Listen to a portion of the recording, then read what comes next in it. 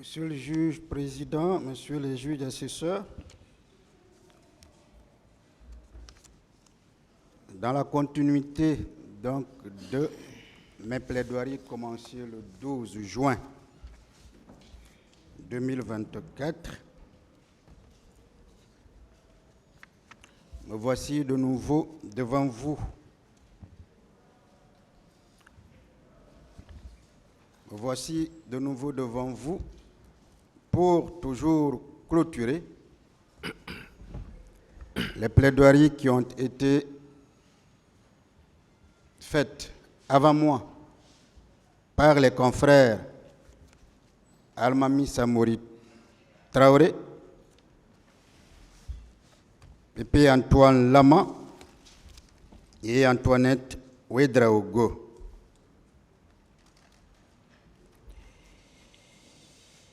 Monsieur le Président, ceci dit, le 12 juin, pendant toute la journée passée avec vous, j'ai essayé, comme je le pouvais, à vous présenter le président Moussa Dadis Camara, tant dans sa dimension humaine, militaire, d'homme d'État, de responsable, de patriote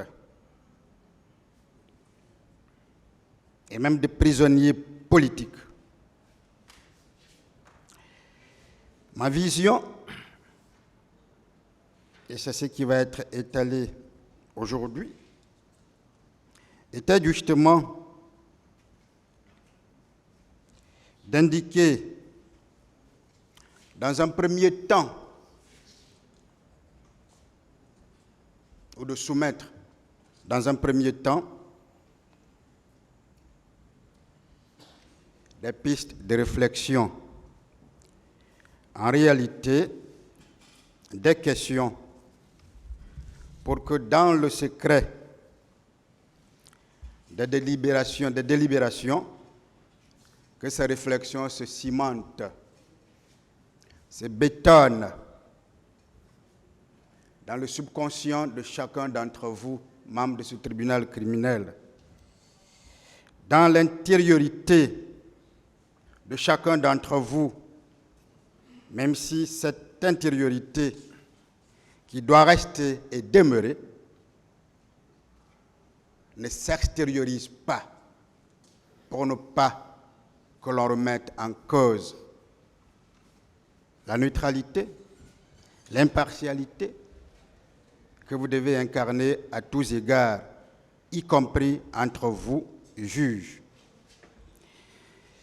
Ces pistes de réflexion que j'ai appelées des questions sont, entre autres, Monsieur le juge président, Messieurs les juges assesseurs, la première, c'est ceci.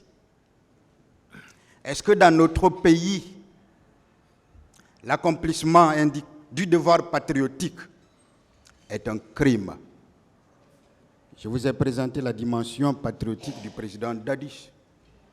Interrogez-vous si son attachement inconditionnel à accomplir ses devoirs patriotiques constitue un crime.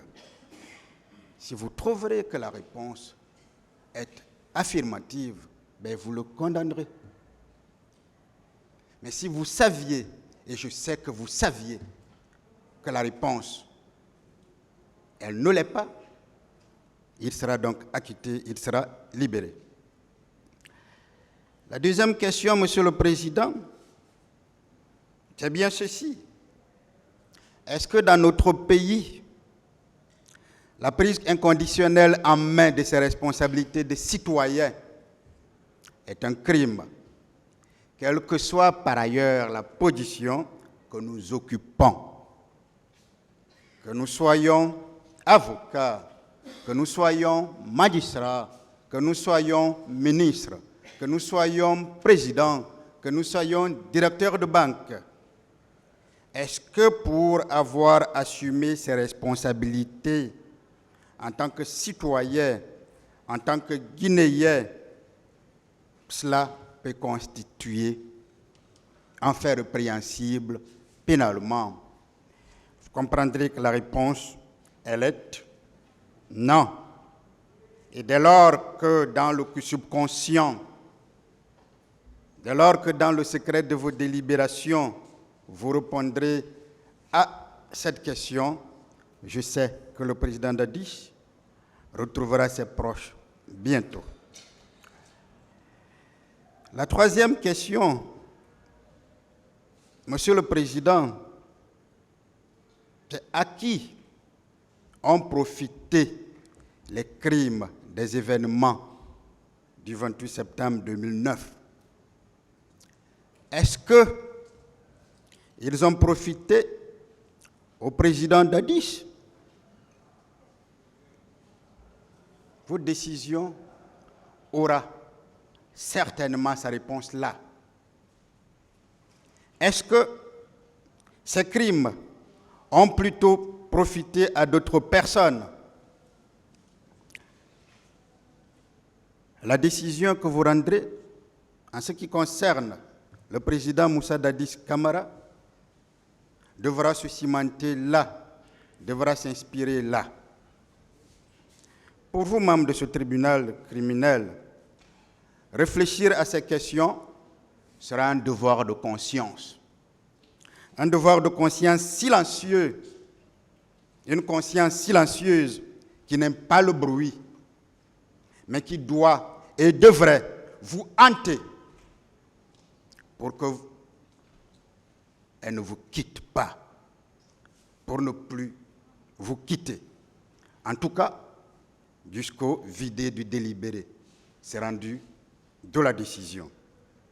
Pour vous, membres de ce tribunal criminel, répondre à ces questions sera un acte grave et lourd de conséquences, mais ce sera avant tout un acte de conscience qui vous libérera à la condition unique, mais vraiment à la condition unique de choisir la bonne voie, la meilleure voie. Et cette voie-là, c'est bien celle de l'acquittement et de la libération du président Dadis. Ce sera pour vous l'accomplissement d'un devoir, d'une charge liée à la fonction de juge que vous incarnez quotidiennement, que vous incarnez surtout dans ce procès, dans cette salle d'audience, dans ce temple de Thémis. Parce que ce devoir de conscience vous permettra mieux de comprendre que les massacres du 28 septembre et le lien avec la tentative d'assassinat contre le président Moussa Dadis Camara par son aide de camp, qui en réalité, je vais le répéter, n'a été que l'arme du crime. Parce que les mains tenant cette arme-là et qui l'ont lui-même manipulée sont des mains qui viennent d'ailleurs. Ce sont des mains qui sont les mains de véritables commanditaires. Voilà le premier moment de réflexion que je voudrais vous soumettre. Le second moment, Monsieur le Président, Messieurs les assesseurs, notre exposé du 12 juin visait à consacrer et définitivement le complot international ourdi contre le président Moussa Dadis Camara, contre le CNDD, contre le gouvernement, contre la Guinée et contre le peuple de Guinée. C'est pourquoi, dans la continuité, je vais me permettre de vous présenter, non sans prendre de risques, je sais qu'il y a beaucoup de risques à prendre en faisant de telles révélations, mais je suis déjà un cabri mort, je vais vous révéler les véritables acteurs de ce complot international, les rôles que chacun d'entre eux a joués. Et dans la conclusion par laquelle je répondrai à la question que je vous ai posée, c'est-à-dire à qui profite le crime, je suis convaincu que vous serez déjà édifiés. Nous le faisons, Monsieur le Président, sans peur. Nous le faisons sans parti pris. Je vous ai rappelé le serment de l'avocat au début pour vous dire que je serai autant que possible objectif avec moi-même, objectif avec la défense de l'homme que je défends, objectif avec lui, parce qu'aujourd'hui, là où il se trouve assis, il sait que son destin n'est pas uniquement dans vos mains, mais c'est aussi dans notre main, dans la main de ses avocats. Alors, c'est vrai que nous ne sommes que des humains. Son destin n'est qu'entre les mains de Dieu. Et c'est cela la vérité. Nous allons donc le faire, non pas uniquement pour la vérité judiciaire, parce que cette vérité-là, c'est vous qui alliez la prononcer, parce que c'est vous qui êtes la bouche du droit. Mais nous le ferons surtout pour la vérité historique. Parce que chacun de nous, ici présent, doit contribuer en sa façon à aider à écrire mieux l'histoire de notre pays. Nous le faisons enfin parce que ce procès, Monsieur le Président, est très profond. Ce procès a des dimensions qui vont au-delà de la simple dimension judiciaire, de la simple dimension juridique. Ce procès a des dimensions historiques. Ce procès a des dimensions géographiques. Ce procès a des dimensions sociologiques. Ce procès a même des dimensions environnementales. Et notre histoire, nous devons contribuer à l'écrire de manière exacte. Surtout que les ennemis de la Guinée, surtout que les ennemis du président Moussa Dadis Camara, surtout que les ennemis du peuple de Guinée, surtout que les ennemis du CNDD ont tout fait, mais alors ont tout fait pour salir la date du 28 septembre. Cette date historique qui a permis d'annoncer notre accession à l'indépendance le 2 octobre 1958.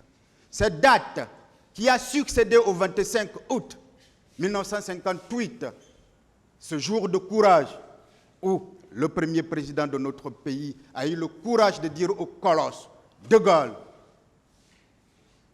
que la Guinée choisit la voie de l'indépendance. La Guinée ne choisit pas la voie de la communauté avec la France. Les acteurs de ce complot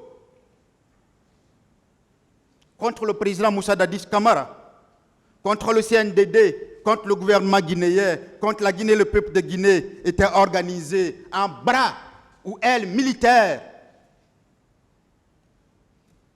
en ailes politiques, en ailes diplomatiques, en ailes financières, et existaient tant au niveau interne qu'au niveau international. Il y avait des exécutants constitués de l'aile au bras militaire qui se trouvaient à l'interne dans notre pays, la Guinée. Il y avait des commanditaires constitués d'ailes ou de bras politiques, diplomatiques et financiers.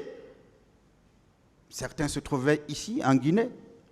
D'autres se trouvaient à l'étranger, tapis dans les capitales occidentales. Les exécutants et ailes militaires du complot ne sont rien d'autre, premièrement, que certains militaires du bataillon autonome de la sécurité présidentielle, le BA SP, le camp Koundara à l'époque, l'actuel camp Makambo. Ils avaient à leur tête le commandant de ce camp, le nommé Béguéré. Ce camp a une histoire. Monsieur le juge président, messieurs les juges assesseurs, et je vais parler de cela. Le camp de Koundara, jusqu'à la tentative d'assassinat du président Moussa Dadis Camara, le 3 décembre 2009, était le siège du bataillon autonome de la sécurité présidentielle, la garde présidentielle du défunt, feu général Lansana Conté. Cette précision est importante et vous la comprendrez plus devant. Ce camp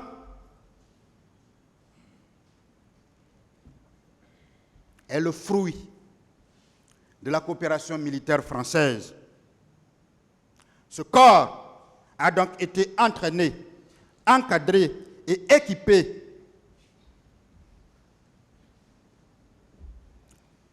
par les Français sous le règne de feu général Lansana Conté. Ce sont les insurgeurs français qui ont inculqué toute la morale, toutes les normes de conduite enseignées aux hommes qui étaient les leurs. Et c'est de ce camp-là que des personnes sont arrivées au stade du 28 septembre. J'en veux pour preuve les déclarations même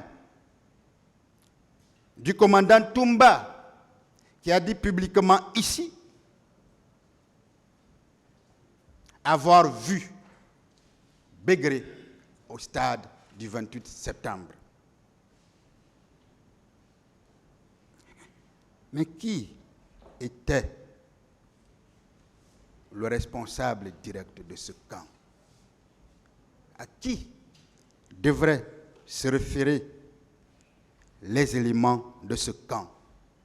C'était bien le commandant Aboubakar Diakité. Alors le deuxième exécutant,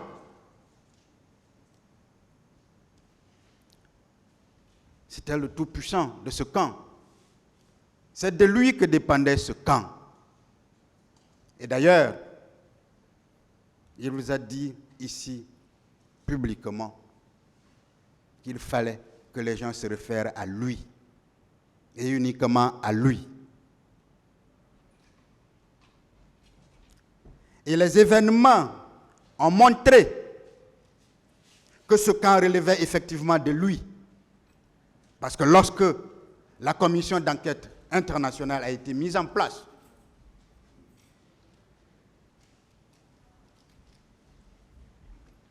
et que toutes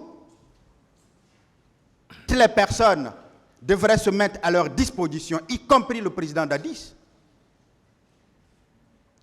il est le seul à s'être opposé à ce qu'on entende deux éléments de ce camp. Il est donc allé les libérer pour aller se retrancher dans ce camp.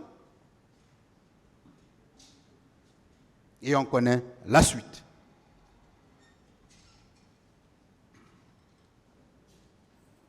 Ça veut dire tout simplement que ce camp dépendait de lui. Première chose. Deuxième chose, Monsieur le Président, Monsieur le juge assesseur, le commandant Toumba vous a clairement décrit l'itinéraire qu'il a suivi le 28 septembre 2009. Ce jour, il vous a dit avoir empêché le président Moussa Dadis Camara de sortir. Il vous a dit avoir donné des instructions à son commandant de salon qu'il a lui-même nommé pour ne laisser sous quelque prétexte que ce soit le président Dadis. Parce que ce dernier, connaissant ses rapports conviviaux, amicaux avec les leaders politiques, avait décidé d'aller les rencontrer pour que cela puisse sensibiliser leurs militants. Alors, mais il vous a dit, après, qu'il était sorti pour aller chercher le président Dadis. Mais il faut que vous vous interrogiez sur beaucoup de choses.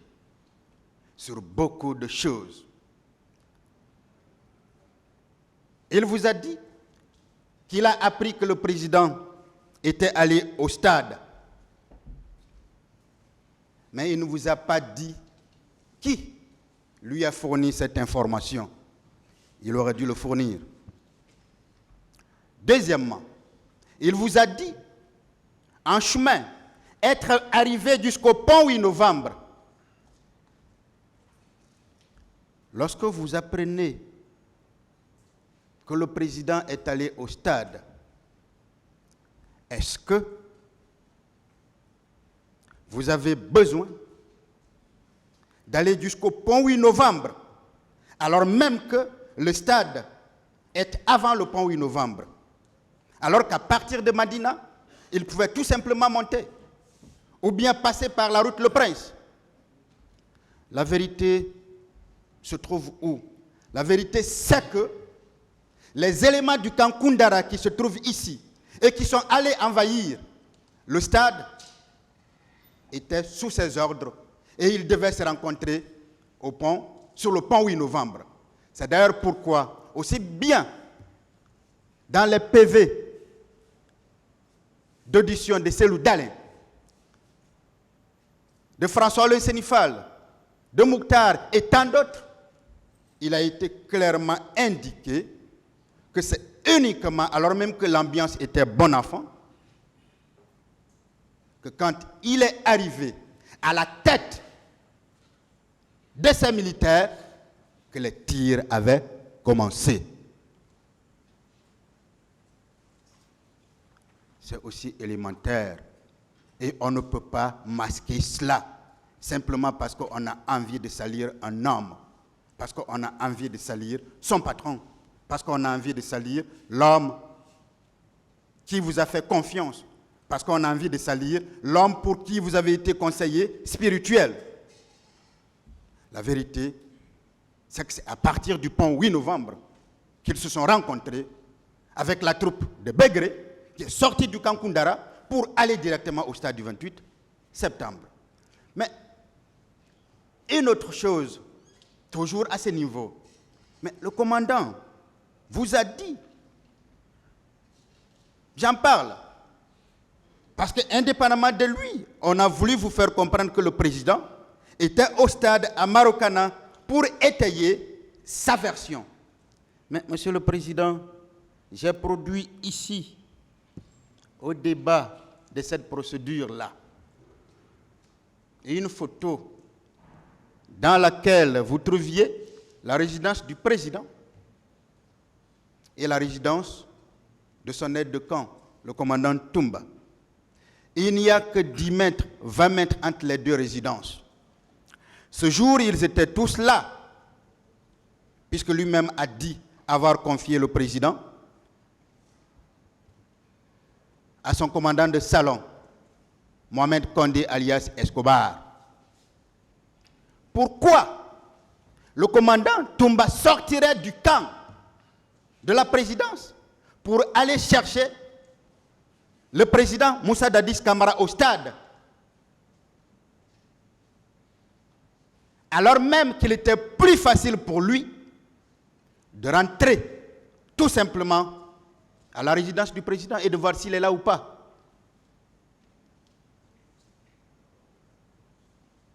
Entre parcourir 10 mètres pour se rassurer que l'homme dont on a la protection L'homme sur qui on doit veiller se trouve là et parcourir des kilomètres entiers.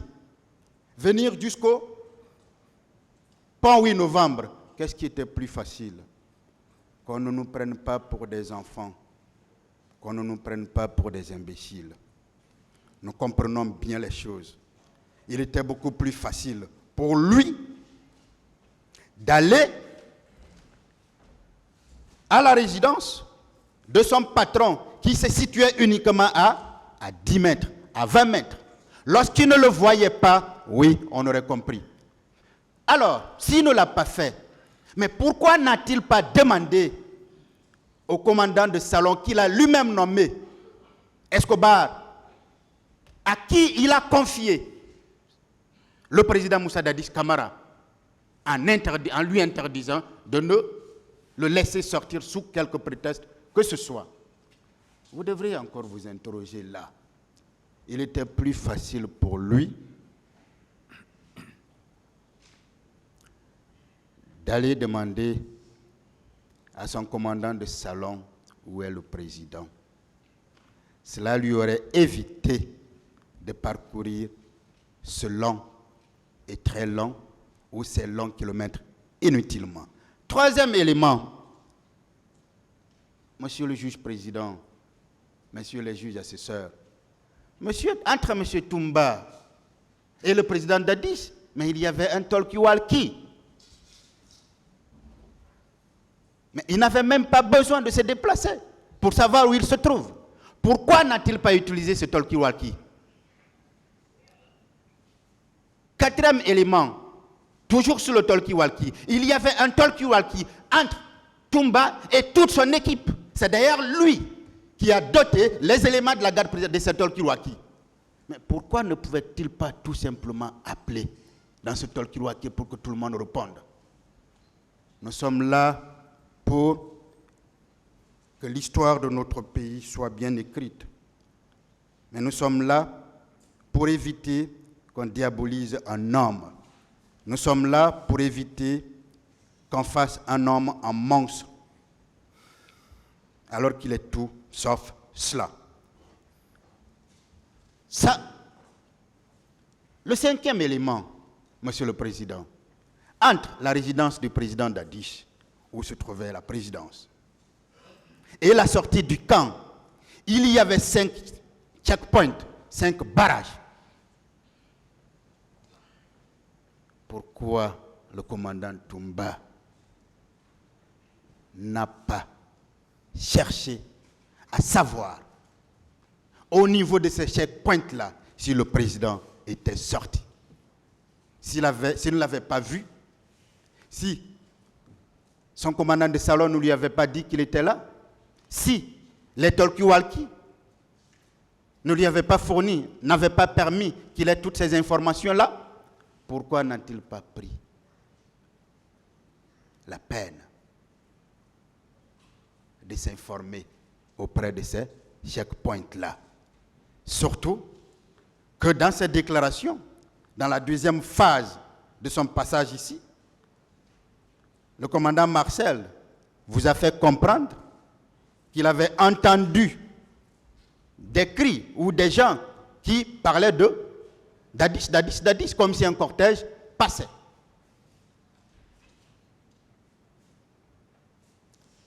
Vous devrez vous interroger, Monsieur le Président. La vérité, c'est quoi? C'est que M. Toumba savait tout. Il savait tout. Il savait tout. Et ce coup a continué. Parce que ce jour, on n'a pas pu disqualifier politiquement un homme. Parce qu'après le 28 septembre, on a compris que l'homme était encore dans le cœur des Guinéens. Il fallait donc l'éliminer physiquement. Si nous taisons cela, nous aurons trahi notre serment.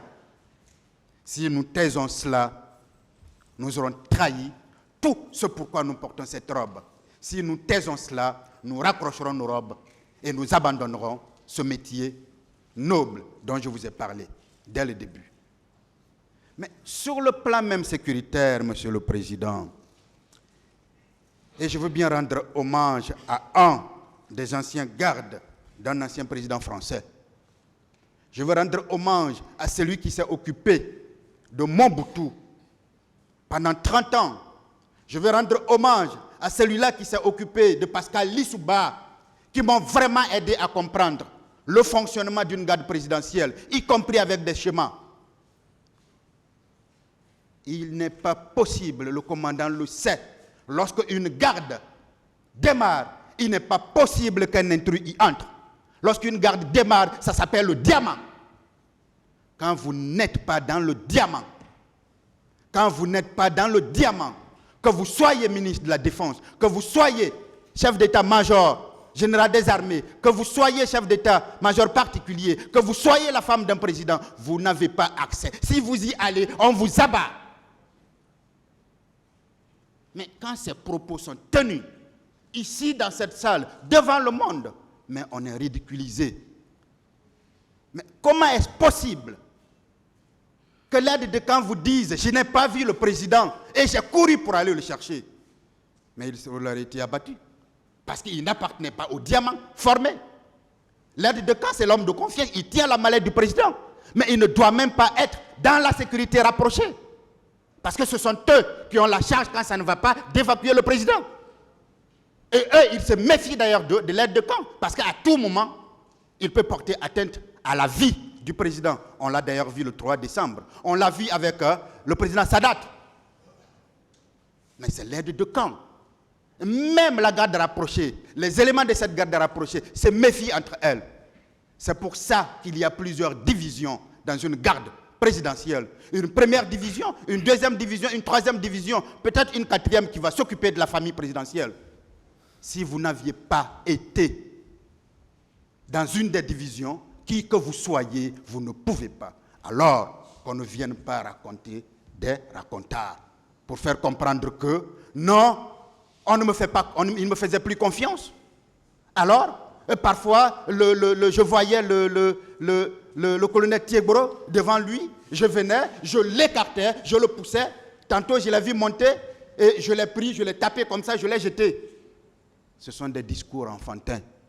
Ce sont des discours qui ne s'expliquent pas scientifiquement. Parce que ce n'est pas possible. Informez-vous. Lorsque le diamant est formé, il n'y a que le président seul, mais lui seul, qui peut dire « je veux que telle personne vienne me voir ». C'est pour ça que dans les cortèges officiels, vous voyez parfois un président qui veut voir une personne demander. Mais même ça, cette personne-là est regardée à la loupe. Parce qu'on a peur qu'elle porte atteinte à la dignité, à la vie du président. C'est élémentaire, c'est scientifique. On ne peut pas falsifier cela. On ne peut pas vous faire comprendre que parce qu'on est aide de camp. Et l'aide de camp, c'est l'homme de confiance. Mais le président, mais il peut avoir 1000 hommes de confiance. Le président a ses propres confidences. Le président peut sortir officiellement. Le président peut sortir à titre privé. Le président peut même sortir pour voir une copine. Et il n'a pas envie que certaines personnes le sachent. Est-ce que parce que vous n'êtes pas allé avec lui, cela suffit pour dire qu'il ne me faisait pas confiance? Est-ce que le fait de ne pas sortir avec lui, cela suffit pour dire qu'il faisait confiance à d'autres personnes? Mais un président peut faire confiance à n'importe qui. Un président doit avoir autour de lui des gens loyaux. Mais des gens loyaux, un chef d'État américain a dit, quand on me demande de faire le choix entre la paix et la loyauté, je choisis la loyauté. Un président ne vous met pas à côté de lui pour sa garde, uniquement pour vos compétences. Il le fait parce qu'il vous fait confiance. Et c'était lui, l'homme de confiance du président. Mais une confiance qui a été trahie de bout en bout et qui s'est achevée par cette tentative d'assassinat contre lui. D'ailleurs, lui seul dirigeait tant le camp Koundara, le camp Kamayen, le GIR, le camp Kwame Nkrumah et également le Petit Palais. Voilà l'autre exécutant du complot ourdi contre le président Dadis. Si vous n'êtes pas saisi de ces innombrables personnes qu'on cite dans tous les sens, même une victime qui a comparu ici a été traitée comme étant comploteur, M. François Lucien Fall. puisque cette théorie des complots, elle évolue suivant l'humeur de ses concepteurs. Lui aussi, quand il a fait cette déclaration ici, on a dit, ah oui, il fait partie des comploteurs. Monsieur le Président, êtes-vous saisi des faits de complot? Êtes-vous saisi des prétendus comploteurs? J'ai dit non. J'ai dit non. Et puisque vous n'êtes pas saisi d'un dossier de complot, est-ce qu'en plaidant ainsi, cet avocat ne fait pas comme les parties civiles, comme le ministère public, en plaidant des faits extérieurs à votre acte de saisine? Monsieur le Président, ça aussi, on l'a vécu. Pour le moment, il est évident que vous n'êtes saisi ni des prétendus faits de complot, ni des prétendus comploteurs. Et que ça a été juste une perte de temps pour nous, puisque vous ne saurez tirer un quelconque élément de ces différentes thèses infondées, imaginaires des complots. Monsieur le Président, c'est clair que plutôt que de plaider le dossier du 28 septembre dont vous êtes saisi, des faits précis d'assassinat, de meurtres, de coups et blessures, de séquestration, de tortures, non-assistance à personne en danger, entrave aux mesures d'assistance.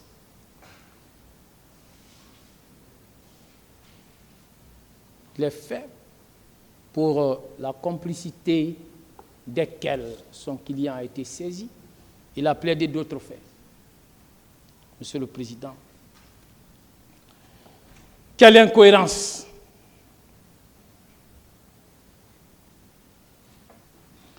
Et puis, pourquoi c'est maintenant on crie au complot? Pourquoi? Pourquoi, Monsieur le Président, on n'a pas dénoncé ces prétendus complots? Ça fait combien de temps nous sommes là?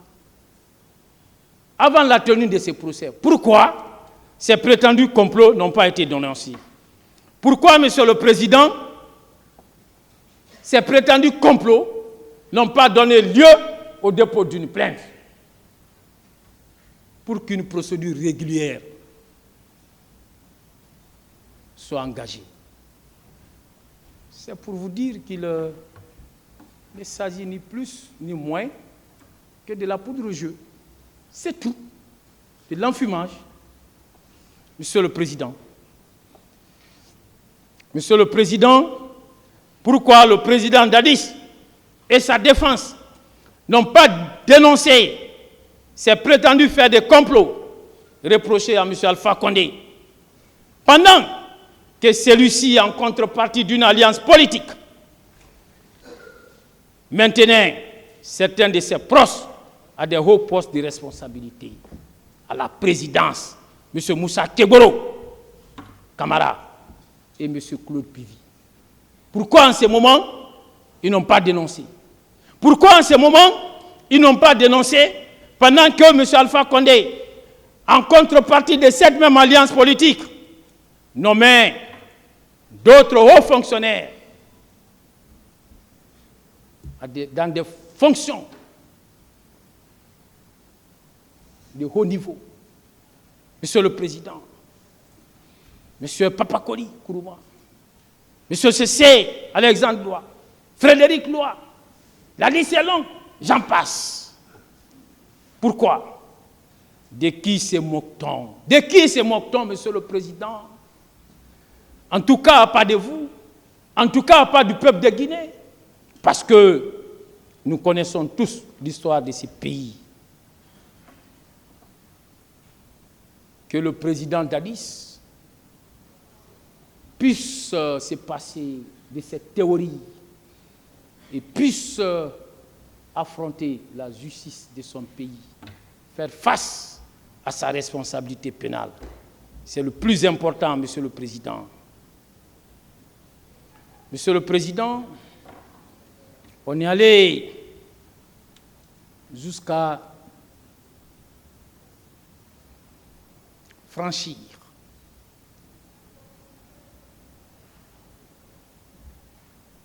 les limites admissibles.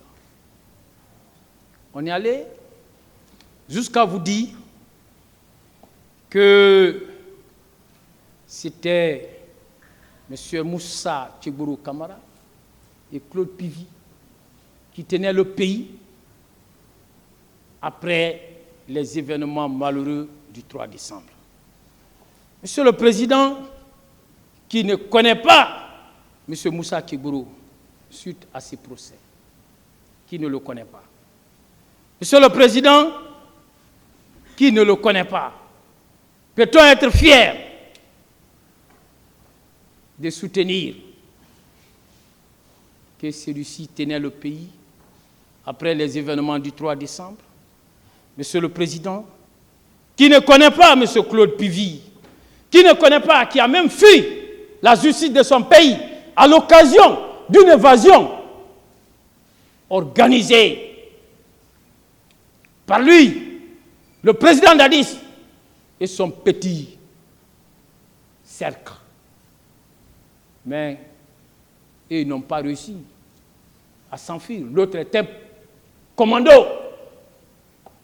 Il est parvenu à s'échapper. Mais eux, ils ont échoué dans leur évasion, Monsieur le Président. Qui ne connaît pas, c'est Claude Pivy. C'est Claude Pivy, Monsieur le Président, qui a fait irruption au camp Kamayen sous le règne du feu général Lansana Conté, en faisant beaucoup de morts et beaucoup de blessés parmi les policiers. On se rappelle de cela. Ça, c'est l'histoire récente de notre pays.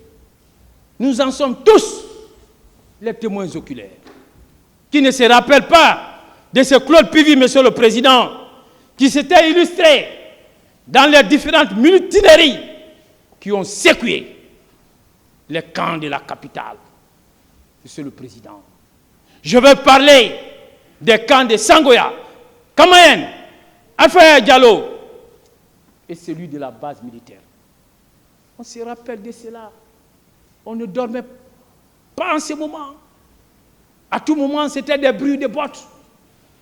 C'est lui qui était à l'origine de cela, Monsieur le Président. Cette situation était devenue intenable face à la recrudescence de ces mutineries. On se rappelle que le feu président général Lansana Conté a fini par faire appel au général Sekouba Konaté, qui était à Massanta, et qu'il a nommé comme étant le commandant du Bata.